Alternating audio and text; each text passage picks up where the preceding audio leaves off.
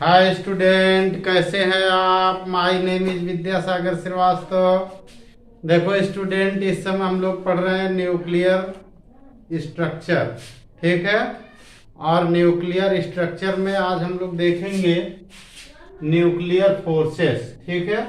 इसके पहले हमने आपको पढ़ा है size of nucleus, shape of nucleus, density of nucleus, types of nucleus. ठीक है। Isotopes, isobar, isotones. ठीक है स्टूडेंट। अब हम लोग देखेंगे न्यूक्लियर फोर्सेस। ठीक है स्टूडेंट। देखो स्टूडेंट, जो हमारे प्रोटॉन और न्यूट्रॉन है न्यूक्लियस के अंदर रहते हैं, इनको हम लोग न्यूक्लियन कहते हैं। ठीक है। यानी न्यूक्लियन कौन हुआ? न्यूक्लियन कौन होता है? ये होते हैं प्रोटॉन प्लस न्यूट्रॉन।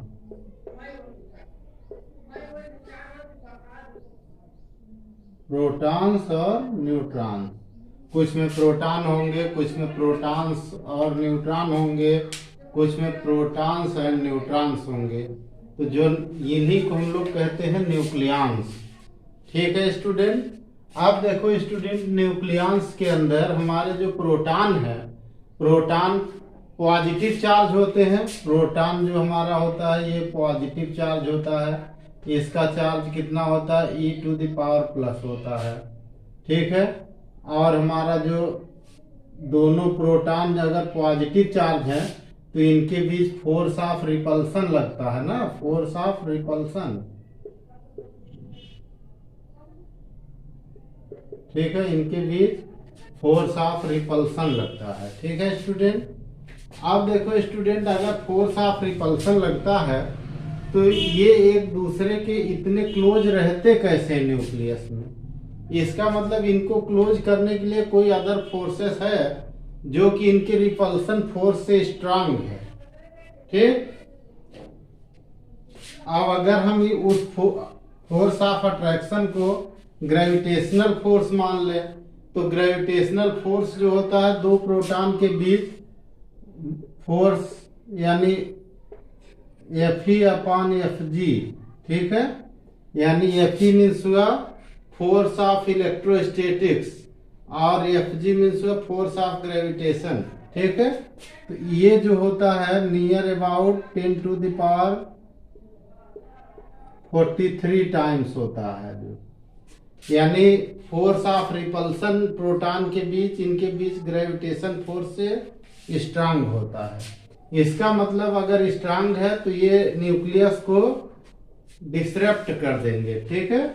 न्यूक्लियस से प्रोटॉनों को हटा देंगे ये रिपल्सन से जो है, लेकिन ये रिपल्सन न्यूक्लियस के अंदर नहीं काम करता है। इसका मतलब कि जो न्यूक्लियर फोर्स हमारा है ना ग्रेविटेशनल है और ना ही इलेक्ट्रोस्टैटिक्स है।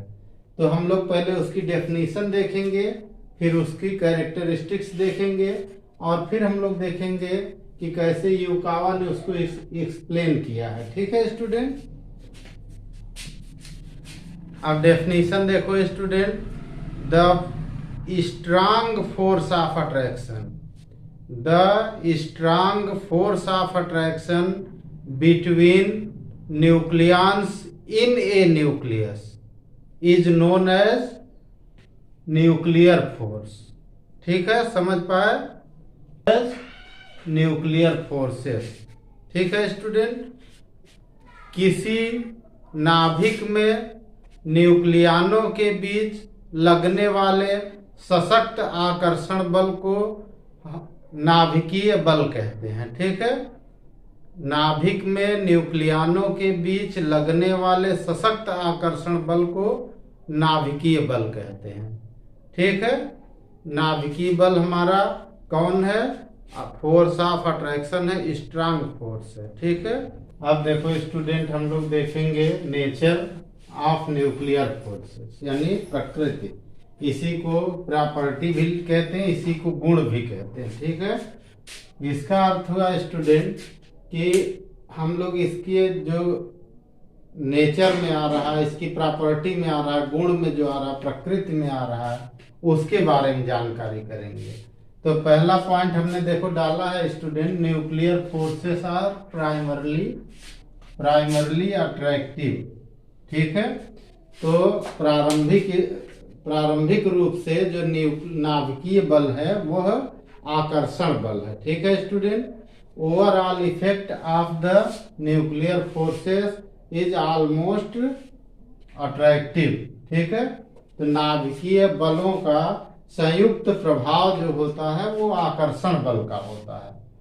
और अगर ऐसा ना हो तो न्यूक्लियस में जो प्रोटॉन के बीच इलेक्ट्रोस्टैटिक रिपल्सन फोर्स होता है, उसके कारण आपका न्यूक्लियस जो है डिसरप्ट हो जाएगा, अलग हो जाएगा, टूट जाएगा। ठीक है स्टूडेंट,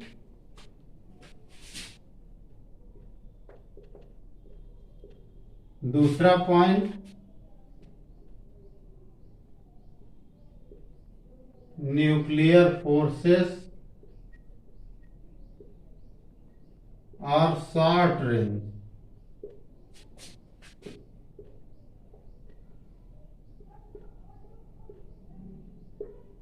ठीक है, यानी नाभिकीय बल जो है वो शॉर्ट रेंज के फोर्स है, यानी कम दूरी में लगते हैं। तो देखो स्टूडेंट, हमने आपको बताया है कि रेडियस ऑफ न्यूक्लियस, ठीक है, radius of nucleus near about होती है 10⁻⁻15 मीटर, यानी लगभग 1 फर्मी। तो ये जो रेंज है ये बहुत कम है। ठीक है, इसका मतलब जो हमारा न्यूक्लियर फोर्स है वो कम रेंज में लगता है। ठीक है, बहुत अधिक रेंज पर नहीं लगेगा, कि ये नहीं कि एक यहाँ पर मान लो प्रोटॉन है ऐसे और एक प्रोटॉन यहाँ है और इनके बीच की डिस्टेंस जो है 1 किलोमीटर है और यहाँ पे ये काम करेगा, तो ऐसा नहीं होगा। ये शॉर्ट रेंज है, यानी रेडियस इतनी दी हुई है, इसी रेंज के अगल बगल ये फोर्स वर्क करता है। न्यूक्लियर फोर्स की पहली प्रॉपर्टी हमने बताया कि ऑलमोस्ट ओवरऑल इफेक्ट इसका अट्रैक्टिव है। दूसरा हमने बताया कि ये शॉर्ट रेंज फोर्स है। ठीक है, तीसरा point,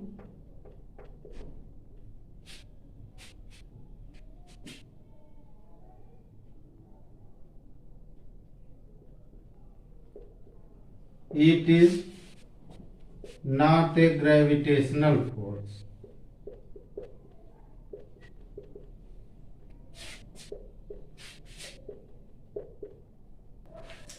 it is not a gravitational force. देखो स्टूडेंट, दो प्रोटॉन के बीच जो ग्रेविटेशनल फोर्स होता है उनके कंपेयर में उनके बीच रिपल्सन फोर्स की एफई यानी इलेक्ट्रोस्टैटिक फोर्स और ग्रेविटेशन यानी ग्रेविटेशनल फोर्स, इन दोनों का रेशियो जो निकल के आता है स्टूडेंट नियर अबाउट 10।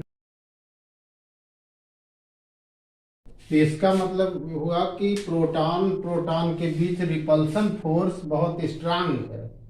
तो जब रिपल्सन फोर्स ग्रेविटेशनल कंपेयर में स्ट्रांग है तो ग्रेविटेशनल फोर्स इन्हें पास रखने के लिए पर्याप्त नहीं होगा। ठीक है, इसका मतलब ये ग्रेविटेशनल फोर्स नहीं है। ठीक है,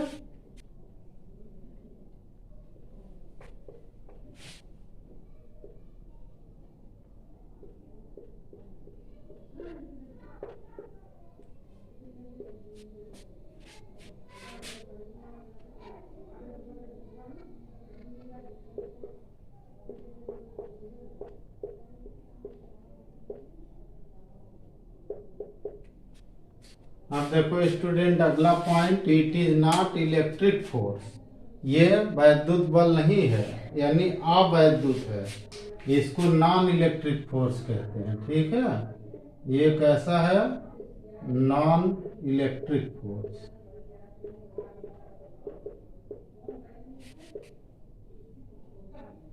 ठीक, ये नॉन इलेक्ट्रिक है, अवैद्युत फोर्स है, अवैद्युत फोर्स है। इसको ऐसा हम लोग इसलिए कहते हैं कि दो प्रोटॉन के बीच, अभी हमने बताया कि उनके बीच जो फोर्स ऑफ रिपल्सन होता है वो बहुत अधिक होता है। तो ज्यादा फोर्स ऑफ रिपल्सन इनमें लग रहा है, इससे ये पता चलता है कि जो न्यूक्लियर हमारा न्यूक्लियस होता है, जैसे यहाँ न्यूक्लियस है सपोज कर लो, तो इस न्यूक्लियस में एक प्रोटॉन यहाँ है, एक प्रोटॉन यहाँ, मान लो एक यहाँ न्यूट्रॉन है, या एक प्रोटॉन यहाँ है, तो प्रोटॉन प्रोटॉन के बीच फोर्स ऑफ रिपल्सन लगता है। अब अगर ये तो फोर्स ऑफ रिपल्सन के अपोज में इनको सेंटर में सेंट्राइज किए रहता है न्यूक्लियर फोर्स। प्रोटॉन और प्रोटॉन के बीच इलेक्ट्रोस्टैटिक फोर्स होता है, वो रिपल्सन का होता है, लेकिन फोर्स ऑफ रिपल्सन के अपोजिट हमारा जो न्यूक्लियर फोर्स बिहेव करता है, और ये प्रोटॉनों को पास पास करके उन्हें यूनाइट रखता है, उन्हें पास पास, ठीक है, स्टेबल रखता है, न्यूक्लियस को स्टेबल रखता है। ठीक है, तो इसका मतलब ये नॉन इलेक्ट्रिक फोर्स है, इलेक्ट्रिक नहीं है ये। ठीक है, यानी हमने अभी तीसरे पॉइंट में बताया आपको, वो ये बताया कि ये नॉन ग्रेविटेशनल है। ठीक, नॉन ग्रेविटेशनल है, और चौथे में हमने बताया कि ये नॉन इलेक्ट्रिक फोर्स, यानी ग्रेविटेशनल और इलेक्ट्रिक दोनों ही नहीं है। ठीक है, नंबर 5 देखो student, it is charge independent. It is charge independent.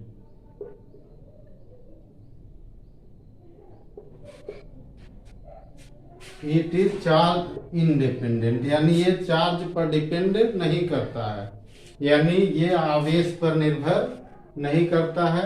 देखो स्टूडेंट, अगर आवेश पर निर्भर करता तो प्रोटॉनों के बीच फोर्स ऑफ रिपल्सन होता, लेकिन इनके बीच फोर्स ऑफ अट्रैक्शन है।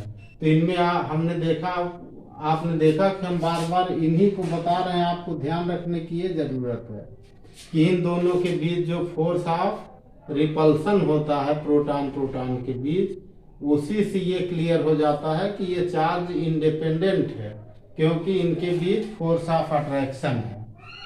ठीक है स्टूडेंट, अब हम लोग देखेंगे नेक्स्ट पॉइंट।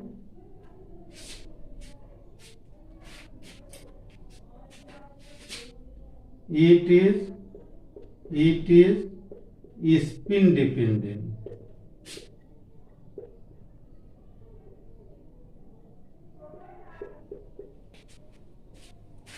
अब देखो स्टूडेंट, ये स्पिन पर डिपेंड है। स्पिन पर डिपेंड होने का मतलब ये है कि जो भी पार्टिकल न्यूक्लियस के अंदर होते हैं वो भी स्पिन करते हैं। हर पार्टिकल अपनी जगह पर स्पिन करता रहता है। ठीक है, तो जो हमारा स्पिन करने का मतलब हुआ कि चक्रण, ये चक्रण पर डिपेंड है। तो जिनका पैरेलल होता है, जब किन्हीं दो प्रोटॉनों या दो न्यूक्लियनों के बीच, ठीक है, चाहे वो दो न्यूट्रॉन हो या दो प्रोटॉन हो, या एक प्रोटॉन एक न्यूट्रॉन हो, यानी पीपी कॉम्बिनेशन हो, प्रोटॉन प्रोटॉन कॉम्बिनेशन, या प्रोटॉन न्यूट्रॉन कॉम्बिनेशन हो, या न्यूट्रॉन न्यूट्रॉन कॉम्बिनेशन हो। ठीक है, इन कॉम्बिनेशंस में जिनकी स्पिन पैरेलल होगी, जिनकी स्पिन पैरेलल होगी, उनके बीच फोर्स ऑफ अट्रैक्शन स्ट्रांग होता है। If spin is parallel, if spin is parallel,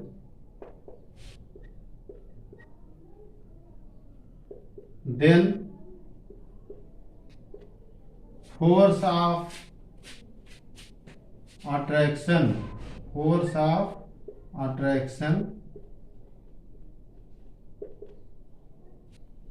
is strong.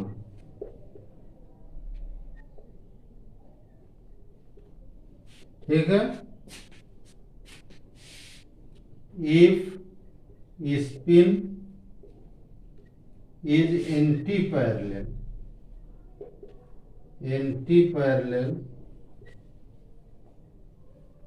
then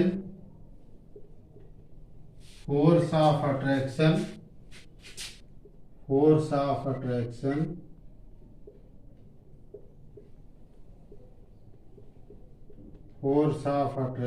between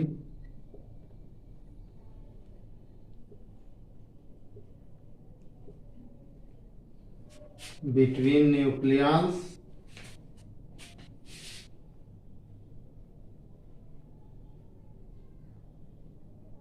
is weak.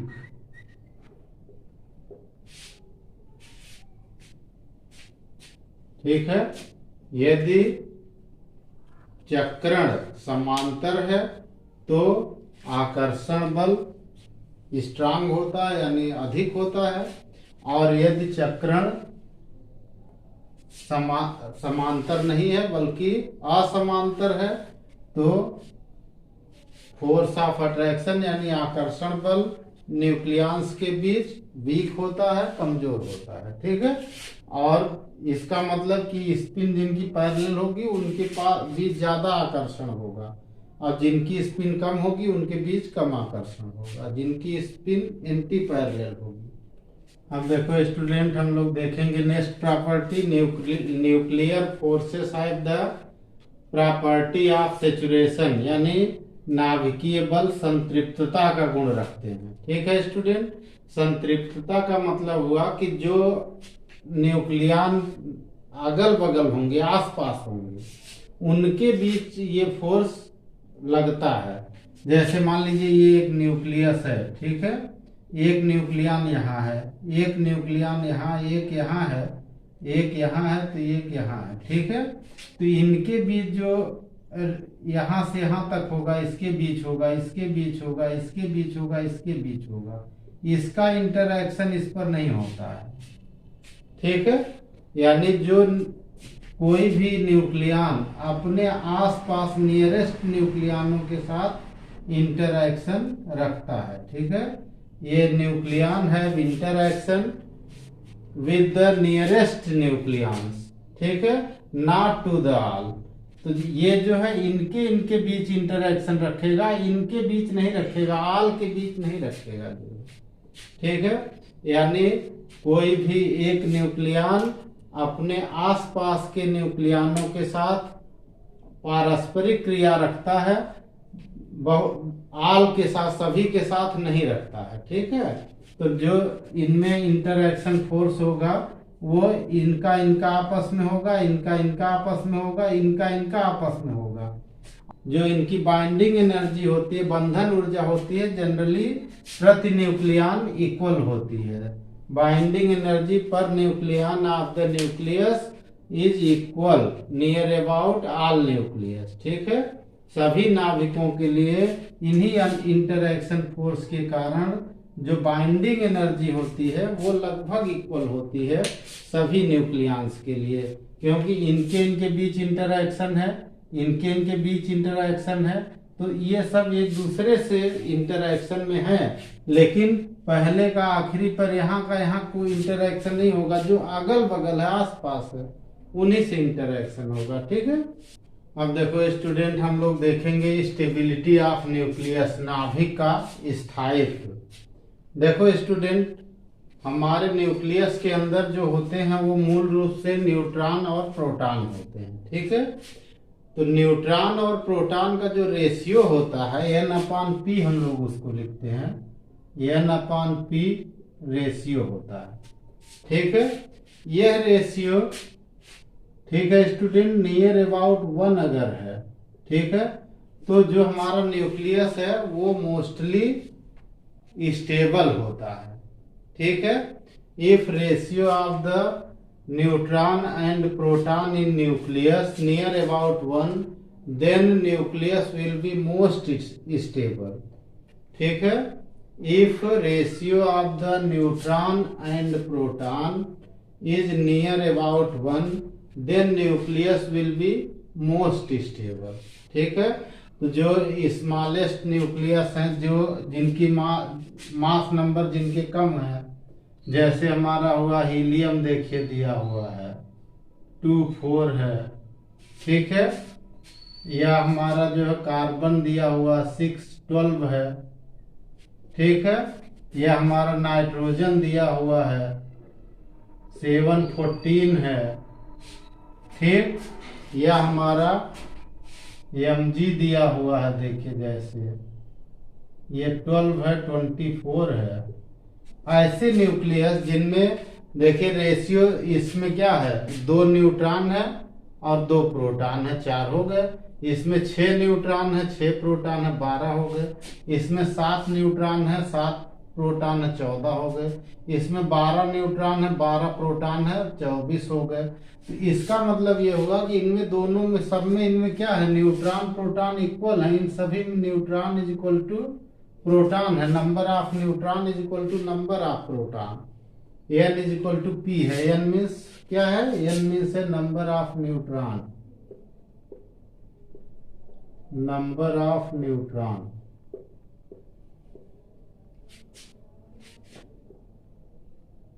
Number of neutron. P means क्या है, number of proton, number of protons. ठीक है student, तो जिनमें ये नियर अबाउट इक्वल होंगे एन और पी, ठीक है, यानी number of neutron, number of proton, यानी if number of proton and number of neutron in nucleus are equal, then ratio of the n upon p is equal to the 1 and nucleus will be more stable। ठीक है, यदि किसी नाभिक में न्यूट्रॉनों और प्रोटॉनों की संख्या बराबर है तो न्यूट्रॉन और प्रोटॉन का अनुपात 1 आता है। इस स्थिति में जो हमारा न्यूक्लियस होता है वो मोर स्टेबल होता है, वो ज्यादा स्टेबल होता है। अब देखो student, with increasing atomic number, with increasing mass number,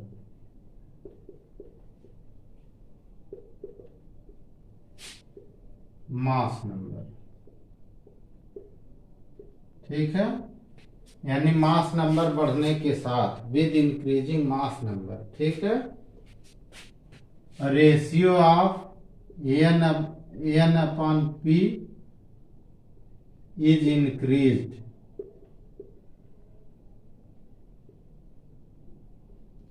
N upon P बढ़ता है, ठीक है। और आयरन देखिए, for iron,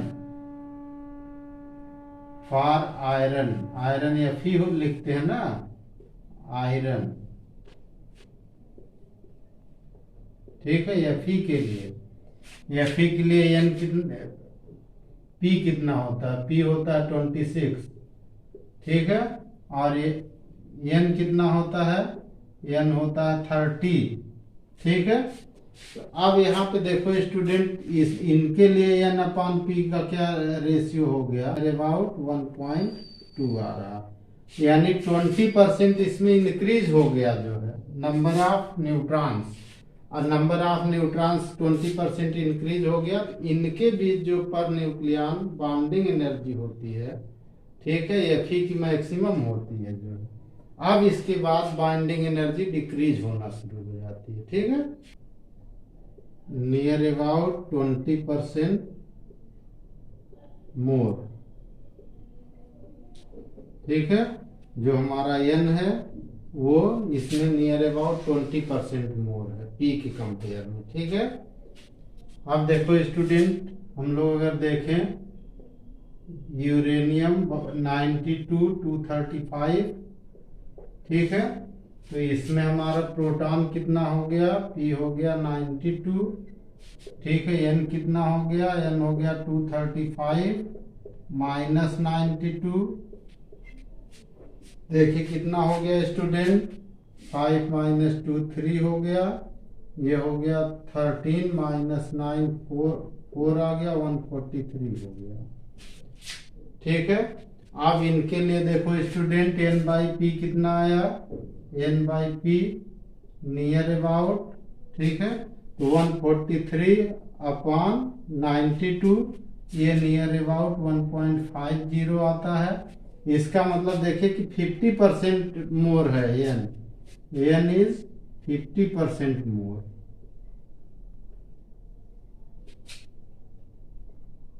more from P, ठीक है, यानी न्यूट्रॉनों की संख्या जो है प्रोटॉनों की संख्या से 50% ज्यादा है। यानी जैसे जैसे मास नंबर देखिए इंक्रीज होता चला गया, वैसे वैसे ये रेशियो भी इंक्रीज होता जाता है। अब रेशियो इंक्रीज होने पर क्या होता है स्टूडेंट, कि जो हमारे प्रोटॉन के नंबर बहुत अधिक हो जाते हैं, ठीक है, और न्यूक्लियस लार्ज हो जाता है। तो जब न्यूक्लियस बड़ा हो जाता है तो उनके बीच जो पर न्यूक्लियन बाइंडिंग फोर्स होता है, न्यूक्लियर फोर्स होता है, वो तो उतना ही रहता है, लेकिन इनके बीच इलेक्ट्रोस्टैटिक फोर्स ऑफ अट्रैक्शन बढ़ने लगता है धीरे धीरे, ठीक है। तो बढ़ने लगता है, इसीलिए जो है ज्यादा जब यहाँ तक जाते जाते मटेरियल रेडियो एक्टिव हो जाते हैं, यानी above the lead,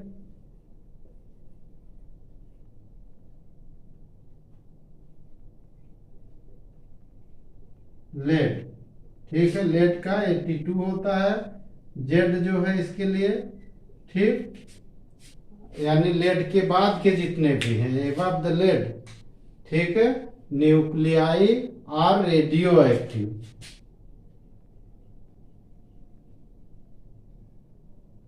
nuclei are radio active,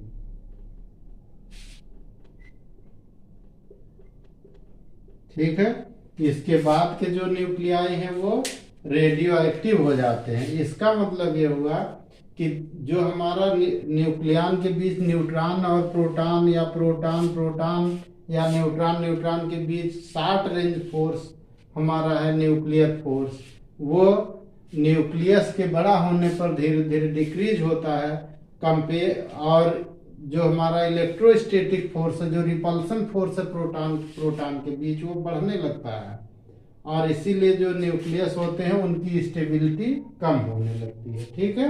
तो जो बड़े न्यूक्लियस हैं उनकी स्टेबिलिटी ज़्यादा कम हो जाती है, तो ये हमारा जो है रेडियो एक्टिव हो जाते हैं न्यूक्लियस, वो अपने से टूटकर स्टेबल होने लगते हैं और छोटे न्यूक्लियस में ब्रेक होने लगते हैं, ठीक है ना।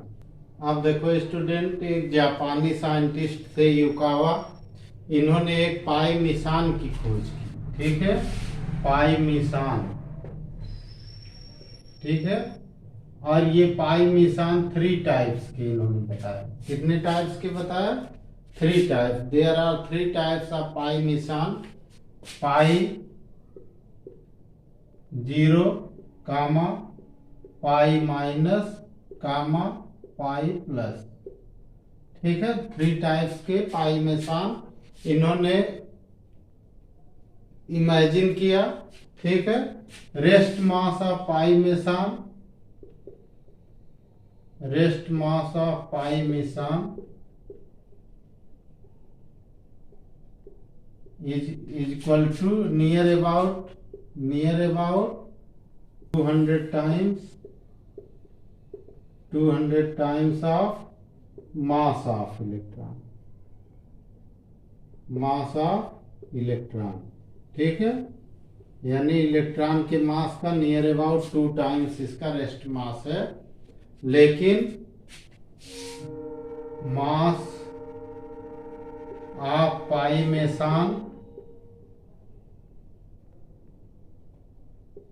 मिसान less than mass of proton,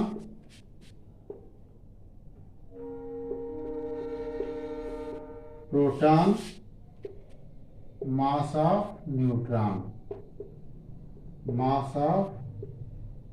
neutron, यानी जो पाई मिसान का मास है वो दोनों से कम है, प्रोटॉन से भी कम है और न्यूट्रॉन से भी कम है, ठीक है। अब न्यूक्लियस के अंदर इन्होंने एक इमेजिन किया, इन्होंने बताया कि जो न्यूक्लियस है, न्यूक्लियस के अंदर cloud of Mason,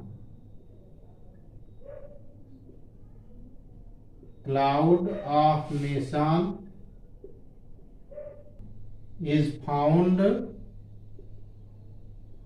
found around the nucleons,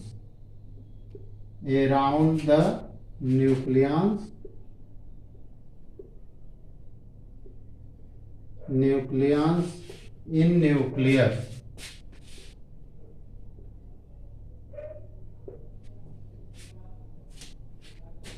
ठीक है। Cloud of meson is found around the nucleus in nucleus, यानी किसी न्यूक्लियस में, ठीक है, जो न्यूक्लियन होते हैं उनके चारों ओर मेसानों का क्लाउड होता है। ये जो पाई मेसान है ये फैले होते हैं, ठीक है, इनका क्लाउड होता है और इनके ट्रांसफर से उनके बीच फोर्स ऑफ अट्रैक्शन प्रोड्यूस होता है, इन पाई मेसान के ट्रांसफर से। तो युकावा ने स्टूडेंट इसमें दो रिएक्शन बताई। वो रिएक्शन ये बताए कि when a pi plus meson jumped from proton to neutron, proton to neutron, यानी जब कोई पाई मेसान प्रोटॉन से न्यूट्रॉन पर जंप करता है, then proton convert into neutron, proton convert into neutron.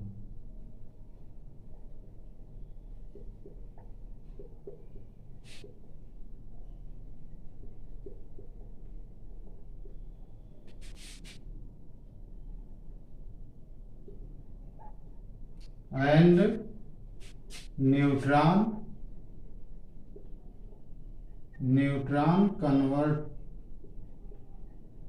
convert into proton,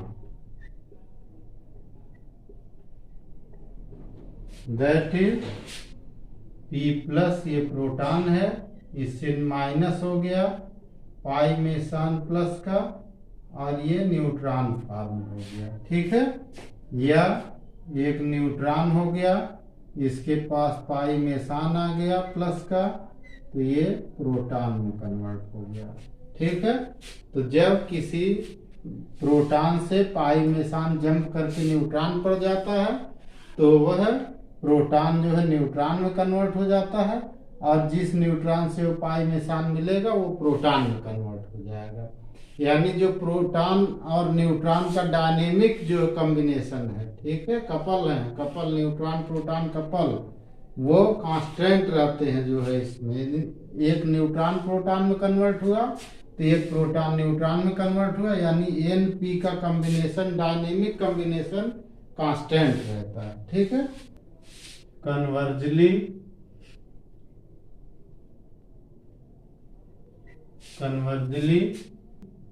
when a pi minus meson, ठीक है, jumped from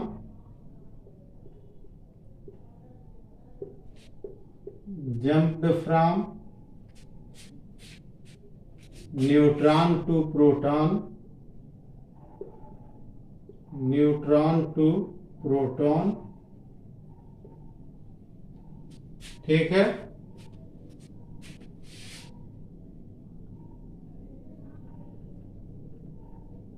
neutron converted into proton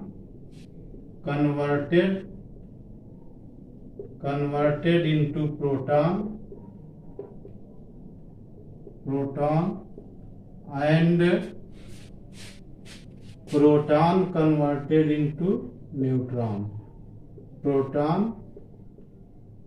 converted into neutron. यानी हमारा हो गया कि जो हमारा एक न्यूट्रॉन है इससे माइनस हुआ पाई माइनस और इससे हमारा एक प्रोटॉन प्लस का प्रोड्यूस हुआ, ठीक है। और ऐसे ही हमारा जो आया पाई प्रोटॉन कोई था उसके पास ये पहुंचा यहां से निकल कर, पाई पॉजिटिव इससे ऐड हुआ तो ये न्यूट्रॉन में कन्वर्ट हो गया, ठीक है। इस तरह प्रोटॉन और न्यूट्रॉन एक दूसरे में कन्वर्ट होते रहते हैं। तो ये देखिए प्रोटॉन और न्यूट्रॉन का कॉम्बिनेशन बना रहता है हमेशा, इनका जो डायनेमिक कॉम्बिनेशन है वो कांस्टेंट रहता है, ठीक है। अब देखो स्टूडेंट, इस कॉन्टिन्यूअस चेंजिंग में इनके बीच फोर्स ऑफ अट्रैक्शन जनरेट होता है। इसका मतलब कि जो फोर्स ऑफ अट्रैक्शन इनके बीच जनरेट हुआ वो force of attraction pi Mason के कारण जनरेट होता है। ठीक है, यानी पाई मेसान, इसमें जो एक पाई नॉट भी होता है, ठीक है, ये भी फोर्स इसमें प्रोड्यूस करता है। और पाई नॉट न्यूट्रॉन से प्रोटॉन पर, प्रोटॉन से न्यूट्रॉन पर कॉन्टिन्यूअस ट्रांसफर होता रहता है। इस तरह मेसानों का जो एक्सचेंज होता है इनके बीच, उससे न्यूक्लियर फोर्स प्रोड्यूस होता है। यानी जो हमारा न्यूक्लियर फोर्स हुआ वो न्यूक्लियर फोर्स एक एक्सचेंज फोर्स है। Nuclear forces, therefore nuclear forces is a exchange force of the pi Mason between neutron and proton. यानी जो न्यूक्लियर फोर्स है वह प्रोटॉन और न्यूट्रॉन के बीच पाई मेसानों के परिवर्तन से, एक दूसरे पर आने जाने से उत्पन्न होता है। ठीक है, अब देखो देखो स्टूडेंट, क्योंकि इनके बीच जो न्यूक्लियर फोर्स प्रोड्यूस होता है वो पाई मेसान के एक्सचेंज से होता है, इसलिए इसको जो है एक्सचेंज फोर्स भी कहते हैं। ठीक है, और न्यूक्लियस के लिए जो प्रोटॉन एंड न्यूट्रॉन का डायनेमिक इक्विलिब्रियम होता है वो कांस्टेंट होता है। प्रोटॉन और न्यूट्रॉन का डायनेमिक इक्विलिब्रियम कांस्टेंट होता है। ठीक है, so the pair of proton and neutron is stable in dynamic equilibrium in the nucleus. Nucleus के अंदर, ठीक है, प्रोटॉन और न्यूट्रॉन का युग्म गतिक स्थायित्व में रहता है। ठीक है, उनके बीच गतिक स्थायित्व रहता है। न्यूट्रॉन प्रोटॉन में कन्वर्ट होते रहते हैं, ये मोशन बना रहता है पाई मेसान के ट्रांसफर के कारण, लेकिन इनका जो टोटल, इनका जो नंबर रहता है, number of proton number of neutron, वो बना रहता है। यानी अगर ये पेयर न्यूट्रॉन में कन्वर्ट हुआ तो न्यूट्रॉन वाला प्रोटॉन में कन्वर्ट हो जाएगा और ये कॉन्टिन्यूअस बना रहता है। यानी न्यूट्रॉन और प्रोटॉन का जो युग्म है, पेयर है, ठीक है, ये स्टेबल रहता है न्यूक्लियस में और इक्विलिब्रियम में होता है। ठीक है।